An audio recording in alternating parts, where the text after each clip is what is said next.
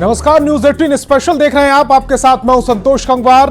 केरल में कुदरत का रौद्र रूप देखने को मिल रहा है। वायनाड में लैंडस्लाइड से भारी तबाही मची है। 150 से ज्यादा लोगों की जान जा चुकी है। सेना और एनडीआरएफ की टीम रेस्क्यू ऑपरेशन में जुटी हुई है। किस तरह से रेस्क्यू ऑपरेशन चल रहा है, एक रिपोर्ट के जरिए देखिए।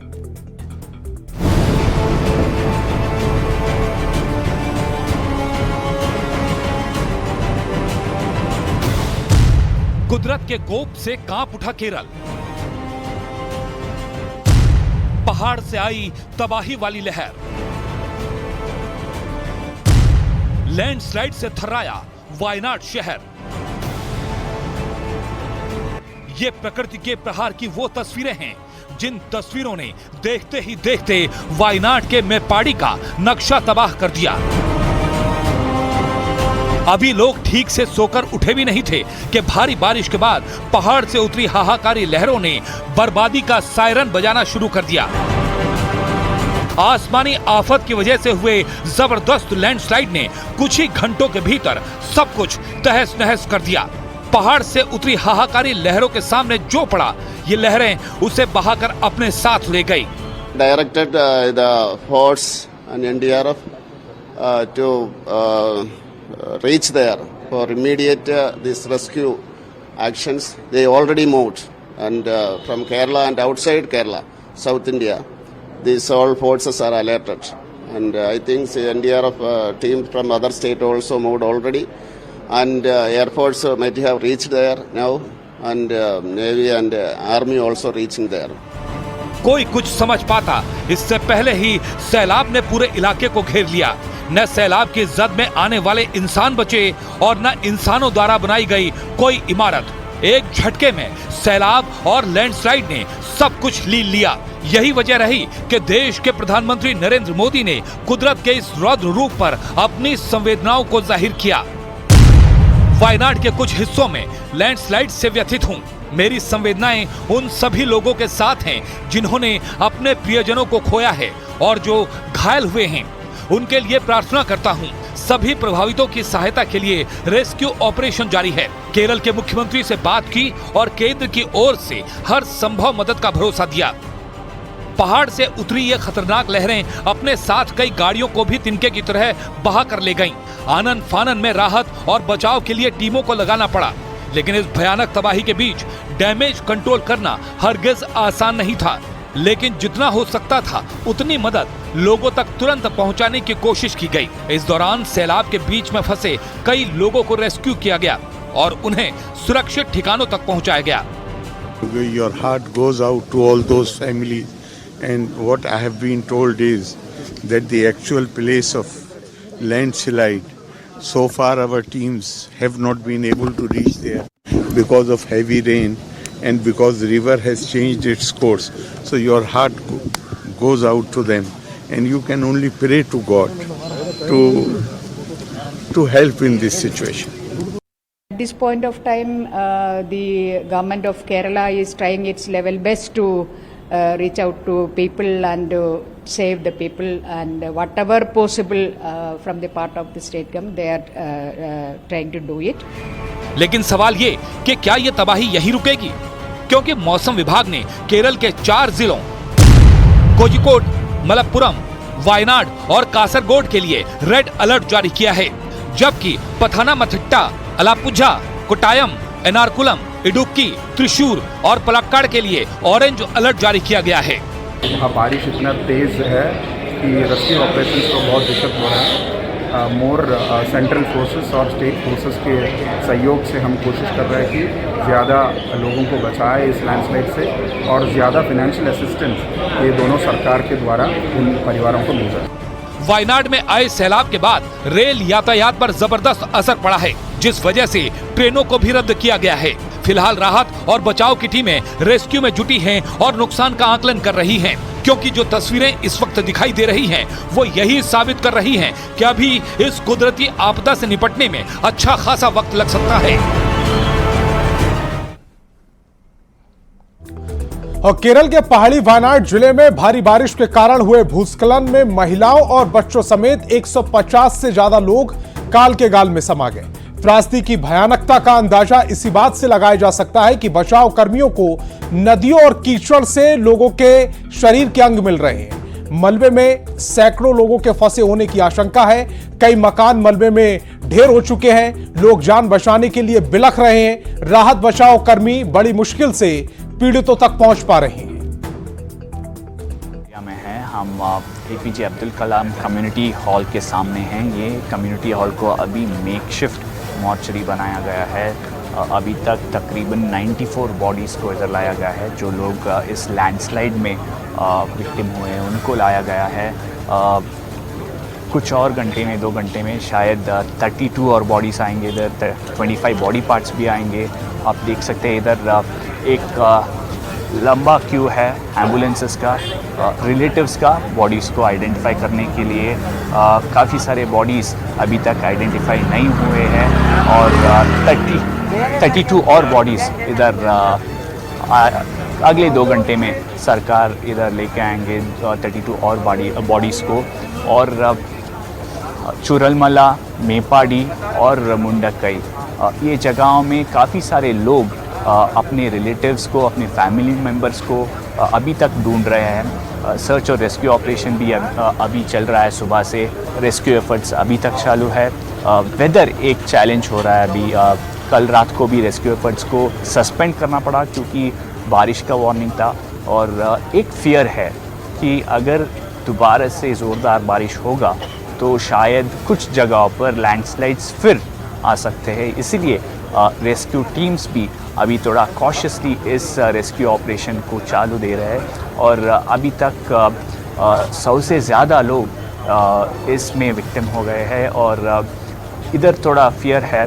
लोगों को लगता है कि जब ये रेस्क्यू ऑपरेशन रिमोट एरियाज़ में जाएगा शायद ये तादाद जो है, डेथ टोल जो है वो ज़्यादा होगा इससे। वायनाड से कैमरा पर्सन रियाज के साथ हरीश उपाध्याय, न्यूज़ 18। और केरल के वायनाड में बारिश और भूस्खलन से भारी तबाही हुई है। अभी तक 150 से ज्यादा लोगों की मौत हो चुकी है। इस हादसे में वैशाली के रहने वाले 6 से ज्यादा लोग लापता हैं, जबकि एक युवक घायल है। तो वहीं 2 लोग इस हादसे में बाल बाल बच गए। वैशाली के पोझा गांव के कई लोग मजदूरी करने के लिए वायनाड गए थे। इसी बीच वहां भूस्खलन हो गया।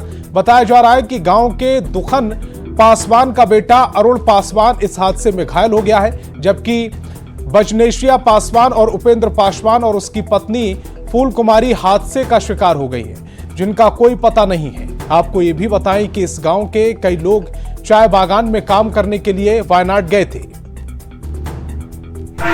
अभी तो 1.5 महीना गेले होला। क्या करते थे? वही चपाती काटे रहल ना। ये कब मालूम हुआ ये घटना के? घटना 3 बजे भोर से। काम न चले तो हम कहली कि से बेटा हम पैसा भेज दिलो, तू चल।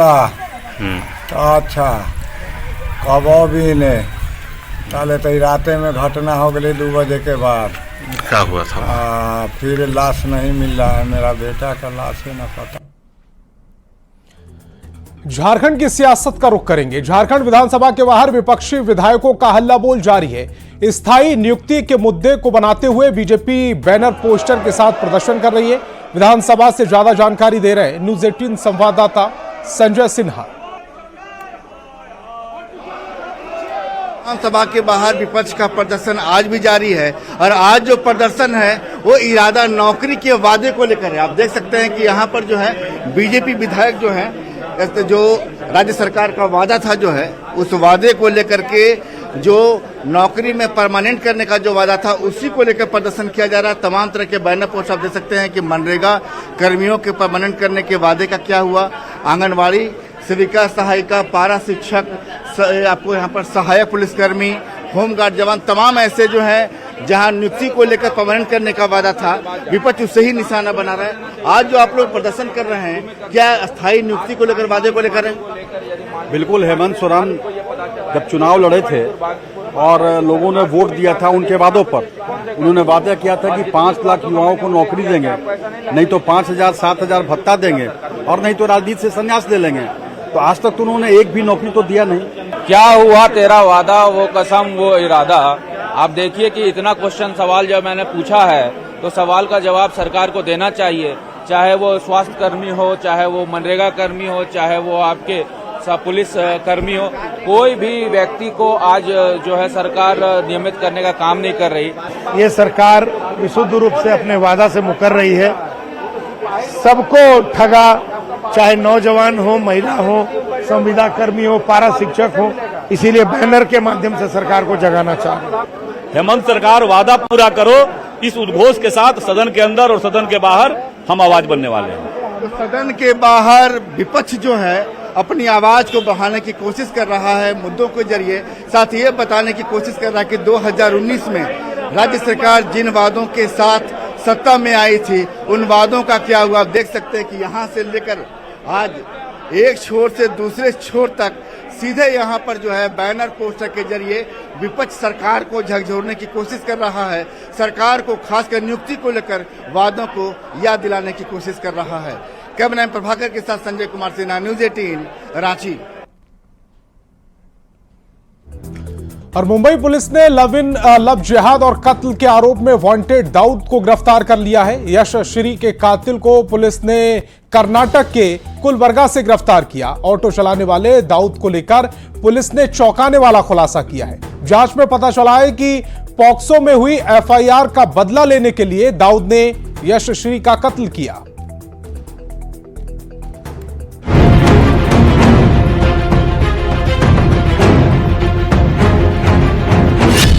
शिकंजे में आया बेरहम हत्यारा।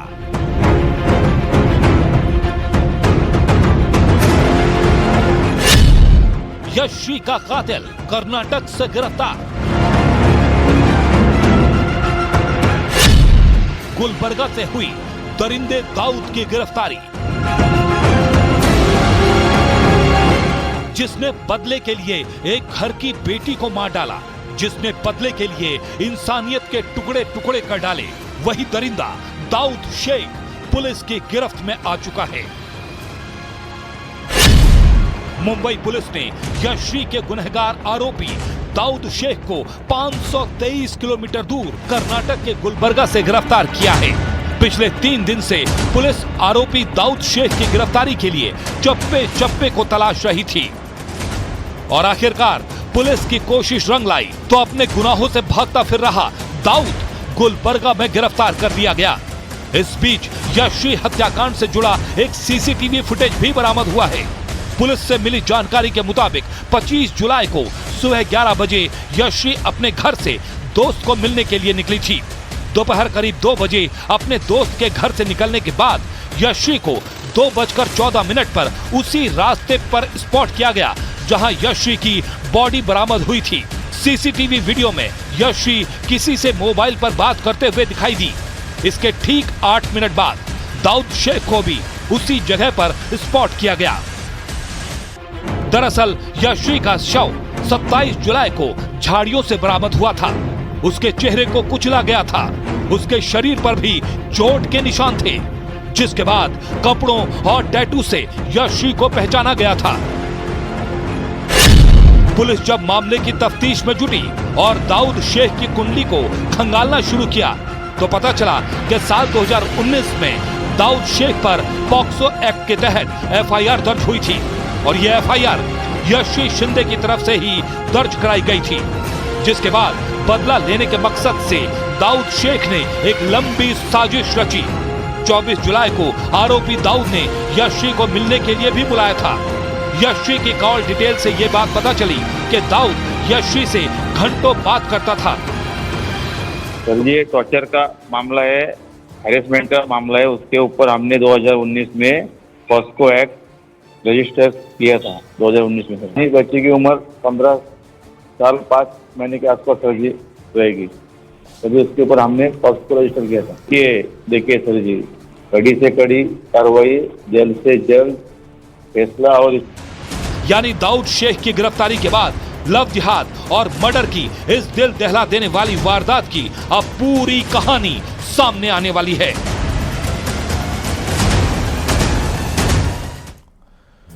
और पेरिस में चल रहे ओलंपिक 2024 में भारत के खिलाड़ी मनु भाकर ने शूटिंग में दूसरा कांस्य पदक जीत लिया। ये कांस्य पदक मनु भाकर ने अपने साथी खिलाड़ी सरबजोत सिंह के साथ मिलकर जीता। सरबजोत सिंह ने 10 metre air pistol mixed team event में मनु भाकर के साथ कांस्य पदक जीता है।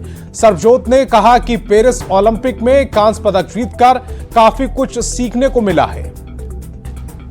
ओलंपिक मेडलिस्ट इन शूटिंग ਤੁਹਾਨੂੰ बहुत बहुत मुबारक, बड़ा सोना निशाना लाया है। ये जो गेम चली, जो आखिरी मैच चला, उसमें कुछ ऊंच नीच आई। जब नीच का समय आए तो कुछ आप नर्वस हुए?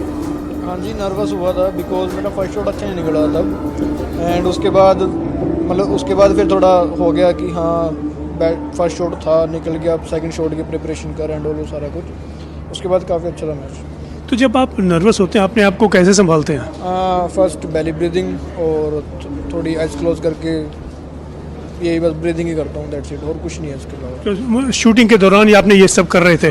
शूटिंग के दौरान, क्योंकि फर्स्ट शॉट के बाद सेकंड शॉट में टाइम बहुत ज़्यादा होता है, लाइक 1 मिनट, उसी में वो जब अनाउंस करते होते हैं स्कोर, तो उस टाइम पे मैं ब्रीदिंग करता होता हूँ। अच्छा, ये जो आपने मेडल जीता है, मनु भाकर के साथ जीता है, तो जब आप दोनों मिलकर शूटिंग करते हैं तो इंडिविजुअली करते हैं कि आपका एक समझौता है, एक टीम वर्क है? इंडिविजुअली, कि हमारी मतलब बात हुई थी आज भी कि दोनों ने अपना बेस्ट देना, और बस इसी में 50-50% होता है दोनों का, कि दोनों ने अपना बेस्ट दिया। लेकिन भविष्य में आप चाहेंगे कि उसके साथ, मनु के साथ टीम अप करें?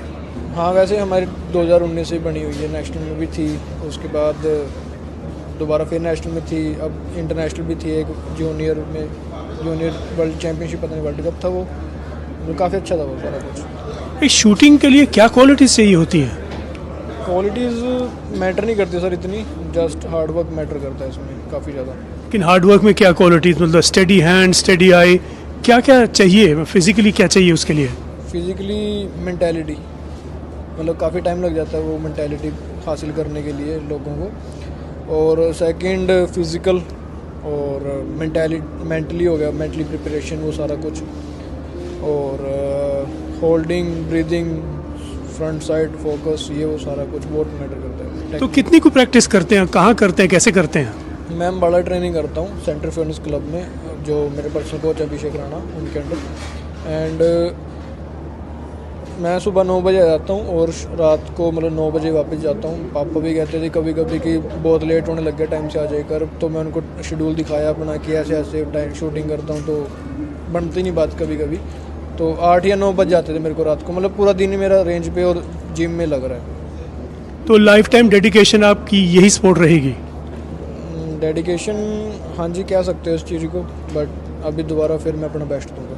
अखीरी सवाल पंजाबी च, देखो तुसी वापस जाओगे तो टब्बर नाल, गुआंढियां नाल, यारा नाल की प्रोग्राम रहेगा?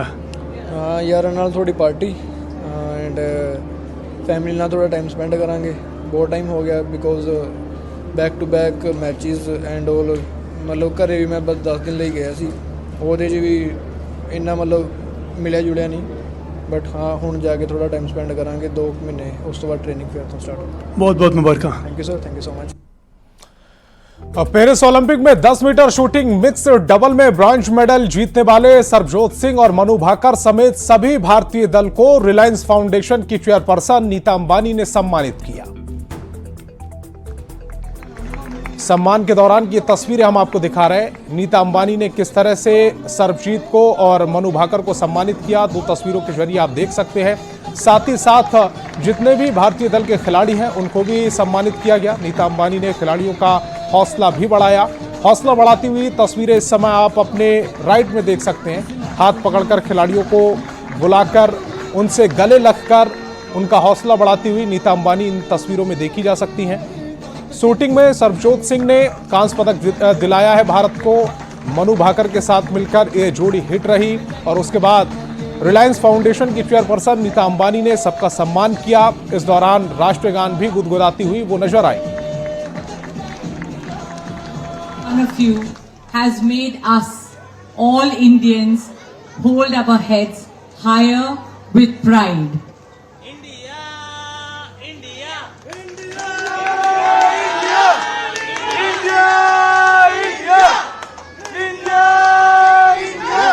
Athletes, you have shown us that the power to inspire lies in the courage to break barriers and redefine the possibilities for future generations.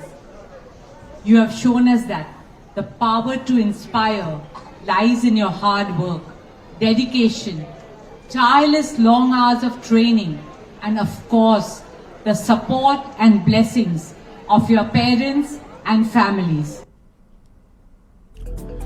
तो न्यूज 18 स्पेशल में फिलहाल इतना ही। आप देखते रहिए न्यूज 18 बिहार झारखंड।